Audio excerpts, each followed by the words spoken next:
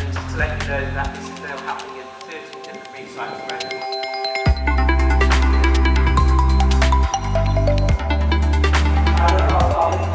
But this is some challenges for the coral reef restoration in Indonesia. Really start speeding up responsible restoration of reefs and showing the world what happened.